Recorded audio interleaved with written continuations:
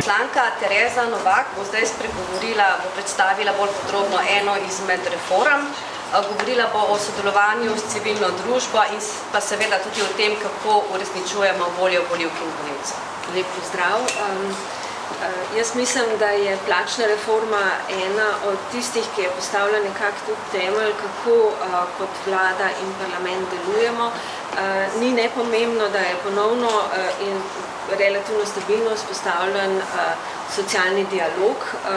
Vse, kar se je dogovorilo v tem procesu plačne reforme, je bilo dogovorjeno znotraj ekonomsko-socialnega sveta, kar je zelo pomembno. V prejšnjem mandatu je ta popolnoma zamrl. Trajalo je tudi zato toliko časa, ampak mislim, da so dogovori, ki temeljijo na končnem dogovoru celega ekonomsko-socialnega sveta, bistveno trdnejši. Gre za reformo, ki je celovita in je pravičnejša, kolikor se to seveda da doseči, ne da bi resetiral celotni sistem.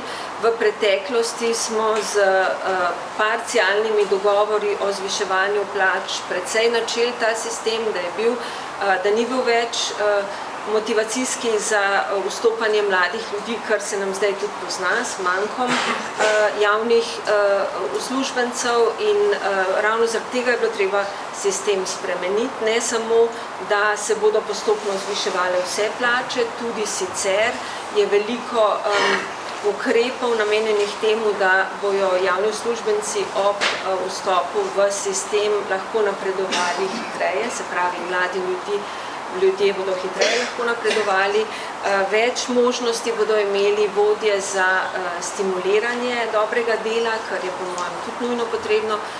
In ne nazadnje, zelo pomembna stvar, ki se mi zdi, da spreminja našo družbo v bolj solidarno, je to, da ne dovolimo več pravzaprav padca pod minimalno plačo v javnem sektorju. To je mogoče obrodilo tudi malo zelo veliko upanja za marsikoga, ampak se mogoče ni poznalo v prvem mesecu, ampak je zelo pomembno, ker daje tudi nekako navodilo, se mi zdi vsem delodajalcem v Sloveniji, da manjša kot minimalna plača ne sme pri nas, se pač ne sme plačevati manj kot minimalno. Se bo pa to določilo poznalo tudi še naprej. Vsi prispevki, vse, kar je dodatno k plači, se obračunava zdaj od minimalne plače.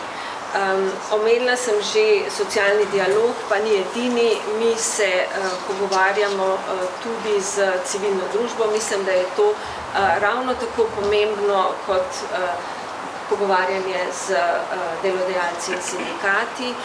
Lahko omenim zakon, ki ga imamo danes, verjetno popoldne na izredni seji, in to je nekaj za naprej, zakon o pomoči pri prostovoljnem končanju življenja.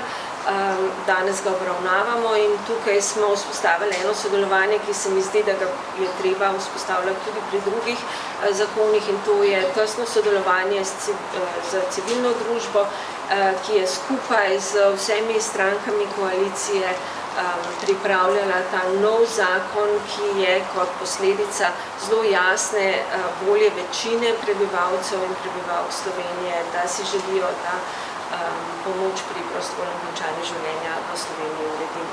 Tako da mislim, da smo postavili tudi tukaj nek vzorčen model sodelovanja s civilno družbo in mislim, da moramo to tudi nadaljevati v tej smeri pri drugih zakonih, kolikor že nismo. Hvala.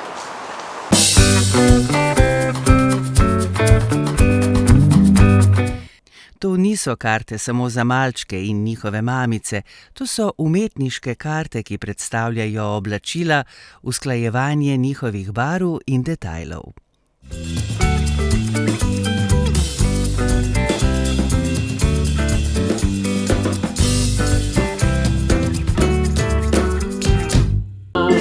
Hi-ho, the dairy-o, the cheese stands alone.